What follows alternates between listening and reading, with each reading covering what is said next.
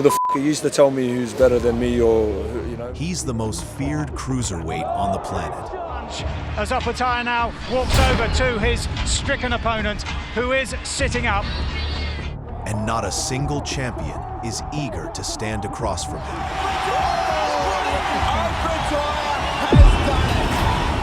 A vicious southpaw with lightning-fast footwork and a razor-sharp boxing IQ. He's hunting undisputed at cruiserweight before marching straight into heavyweight. I don't give a f*** about those pound-for-pound lists. I just focus on the job in front of me.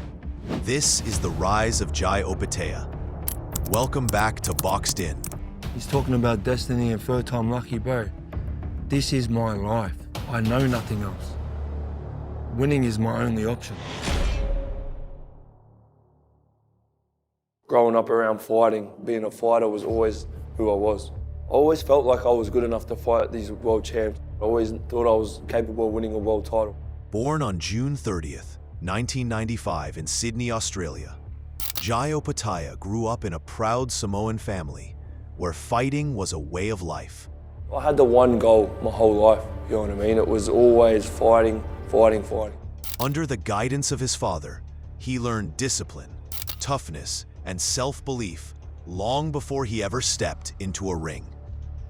Opetaia, IBA Junior World Champion. Opetaia became a multi-time Australian champion across both the junior and senior ranks. He's going to have to try and do something a little bit different in this third and final round, and he's come out with that in mind. He's looking more aggressive. His talent quickly pushed him onto the world stage, and at just 17 years old, he represented Australia at the 2012 London Olympics. He's only 17 years old. How cool is that, to be 17 and be at an Olympic? You know, he's already at the top end in Australia, so he's going to have a massive future. His Olympic journey was cut short by a controversial decision, but it only fueled his obsession to become a world champion. I want to be the champion of the world. Be better than Klitschko. At 20 years of age, he weighed in at 91.15. In 2015, at just 20 years old, Jai Opetaia turned professional, committing his entire life to the grind.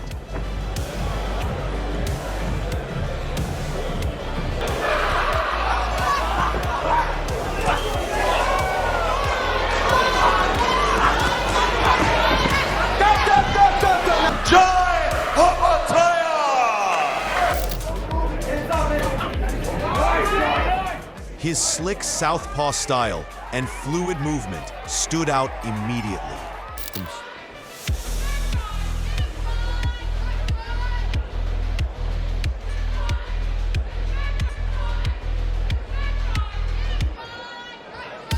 From the small halls and regional shows, he fought as often as possible, hungry for experience, determined to climb.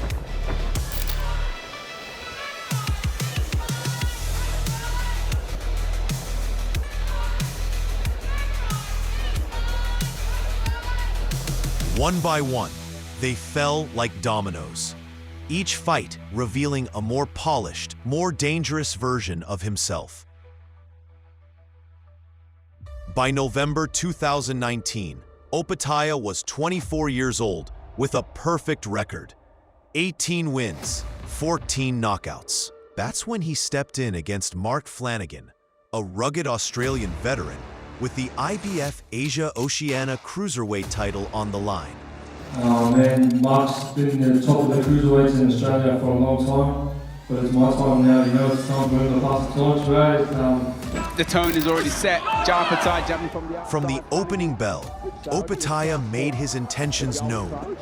Fast feet, sharp angles, southpaw precision.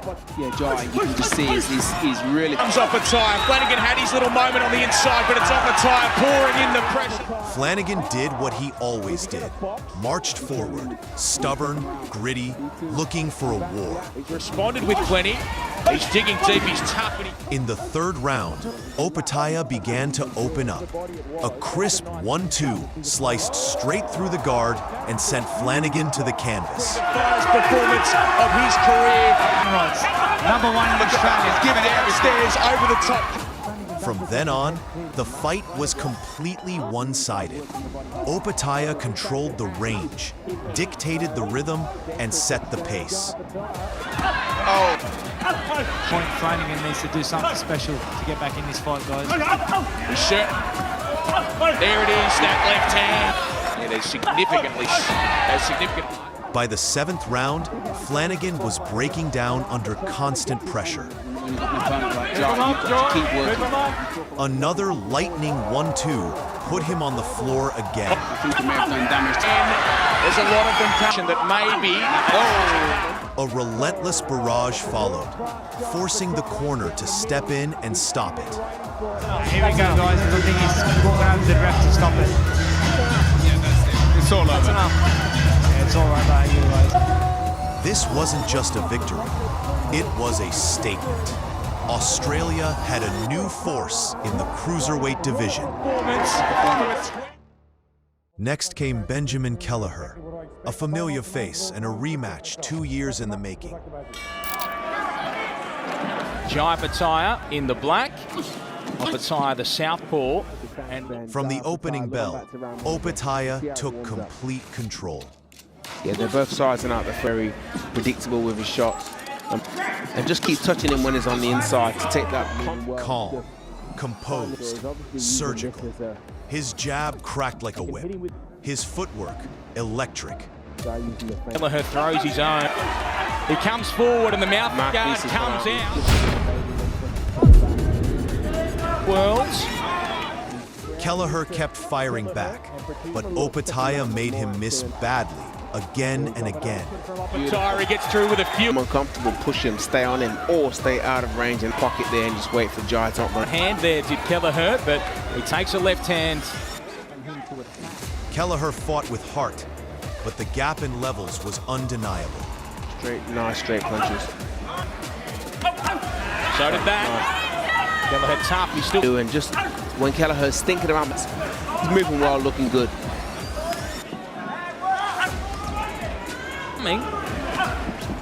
So there you go, he even blocked the up, be first, go. Cut looks to be getting a lot worse over his right eye. has a target in that cut, and Kelleher takes a big shot and tangles into. He absorbed a sustained beating until, in the 6th round, his corner had finally seen enough. The towel came in. Jai Opetaia moved to 20-0 with 16 knockouts. A rising star, now sharpening into a legitimate world-class threat. Jai! Ladies and gentlemen, Jai Opetaia!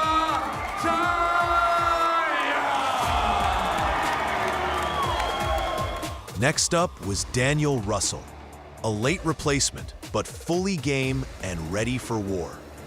Daniel Russell took this fight at 10 days' notice through his world title shot. It is Opetaia who falls it to. And again to the... Russell obviously placed here, he takes it. The fight didn't last long.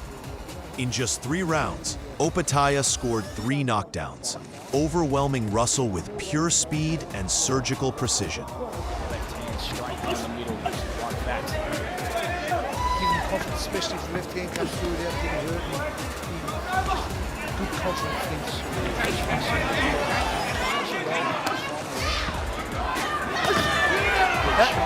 Over there. To a knee again is... Just that left hand. The hype was real, and all of Australia was starting to take notice. And then, the moment arrived. Jai Opetaia! It was a big jump from my, my past competition to Briedis, like he was the #1 cruiserweight in the world. July 2022, a world title shot against IBF cruiserweight champion Mairis Briedis. Briedis is an animal. He's a big puncher, he's a brutal man, and I think that he assumed that he would just be too strong for Jai Opetaia. He'd be too tough. Briedis wasn't just a champion. Once I'm locked in and I switch on, man, I switch on. Heard many times about Hungary. Yeah, when we meet in the ring, I will feed him because he's very, very hungry. He had taken Oleksandr Usyk to a razor-close majority decision in the World Boxing Super Series. This wasn't a test against a contender. This was the elite. And Jai Opetaia was about to find out if he truly belonged. Opetaia, and again. From the opening bell, Opetaia fought like a man who refused to let the moment slip. Keep walking. Oh, good shot. And working. And Opetaia will need to... Fast, sharp, constantly changing angles. He boxed with venom. Oh! It's all strong left hands from Jai. Opetaia has had success with that.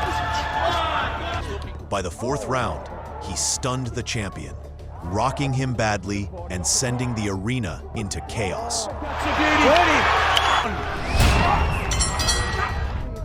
Briedis was hurt. The momentum had swung. Body shots. 1-2 goes Opetaia. Gilly. Right hand. But the Latvian champion fought back like a warrior. Round after round, he clawed forward, landing heavy shots of his own. Win the fight, Lee. On this stage. Oh, big right hand from Briedis. He's taken big shot. We'll work with him. Here we go. By the ninth, Opetaia's jaw was clearly broken, yet he refused to quit. Briedis rallied late, charging forward with desperation, trying to break the Australian's will. Behind in the fight and desperate. He's hurt Opetaia. Who has to... Wild shots from both fighters. But Opetaia would not fold. Broken jaw, blood filling his mouth. He fought to the final bell like a man possessed. Opetaia digging deep, fight we've seen. After 12 grueling rounds, Jai Opetaia was crowned the new IBF Cruiserweight champion of the world. It was very uncomfortable, man, but I think the adrenaline sort of kept a lot of the pain away, but you just got to keep pushing, man. You just got to get it done.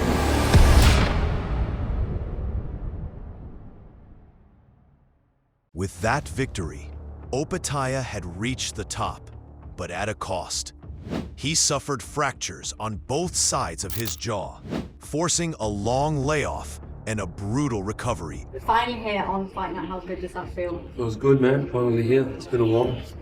When he returned, Opetaia signed a co-promotional deal with Eddie Hearn's Matchroom Boxing, alongside Tasman Fighters, securing true global backing.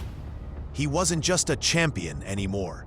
He was now positioned to unify the division. It began with Jordan Thompson. Win on his resume over the grip. Thompson under pressure. Opetaia tore through him in just 4 rounds, a violent, emphatic reminder of who he was. He goes again. Referee Howard Foster looks on.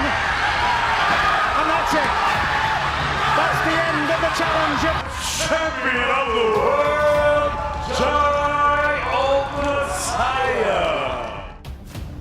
Only 3 months later, he made an even more savage statement, a first-round destruction of Ellis Zoro.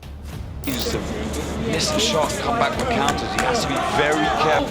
Already a golfing class in turn. The feints, the head movement, always moving. That's a brilliant variation with that leg. That's right there. That intimidates the opponent to cover up the body. And in one decisive moment, it's all over for Ellis Zoro. And he made sure he did not miss. The golfing class described here by one single punch.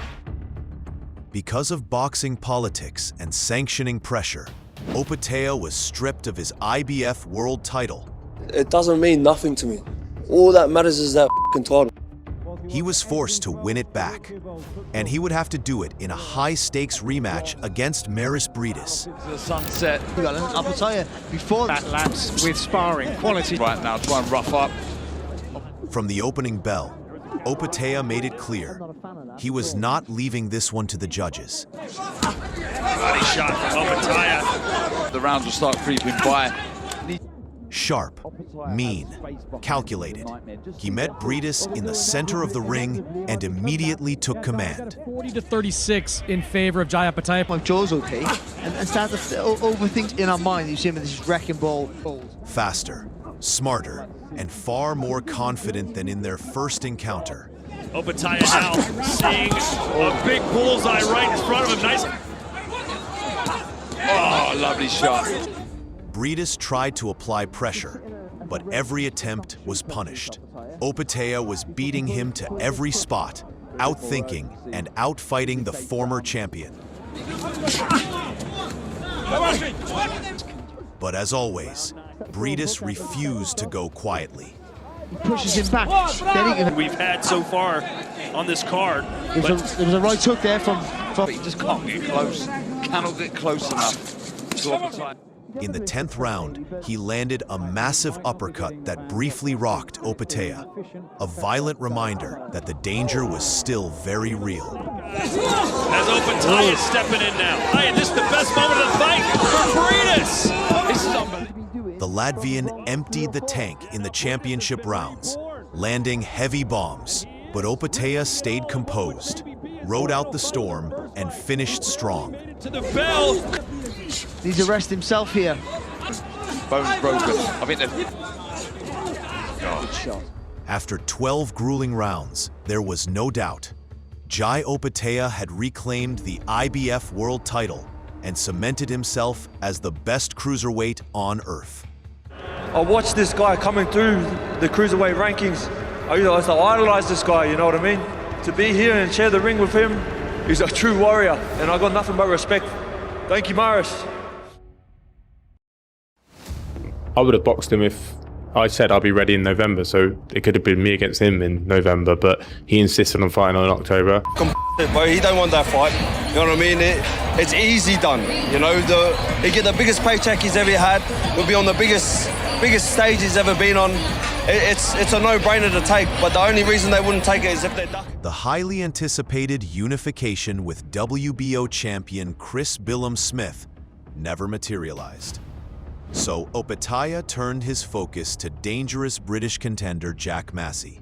Strong, does well in the middle rounds, but has had trouble. Massey entered confident, strong, and durable.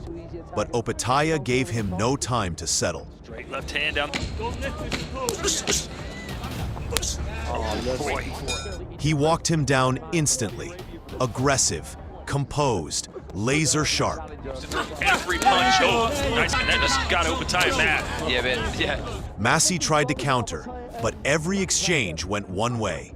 Opetaia was faster, heavier-handed, and completely in command. Again. You know, that straight left hand of Opetaia to that right hook, catch the bridge of the nose there. Massey reacted to it. By the 6th round, the damage had piled up. Massey was exhausted, absorbing clean shots with nothing left to give. His corner stepped in and threw the towel. Another ruthless statement from Jai Opetaia. Another clear warning. Nobody at cruiserweight is safe. Still undefeated, Jai Opetaia! Come to take your crown, dude. I'm sorry. I appreciate you. Hey, I know I can knock him out. I know that. I know I can hurt him. You know, these little gloves is a very dangerous game. You know, you want to have a gunfight, let's have a gunfight. 3 months later, Opetaia returned, this time back home in Australia, to face rising New Zealand contender David Nyika. A dangerous late replacement and a matchup guaranteed to produce fireworks. And from the opening bell, it was exactly that, a gunfight. No feeling out process. Good, 1,000 cuts, but he's coming in strong and fast early. Nyika came forward aggressively, using his size and strength, but Opetaia was sharper, faster, and far more precise. I asked Teps. Oh! By the fourth round, the gap in levels was undeniable. Amongst the tall, rangy chaos of Nyika. Jai's leaning clean. That shots. Opetaia trapped Nyika in the corner and detonated a brutal right uppercut. Nyika beat the count, but Opetaia pounced immediately and closed the show.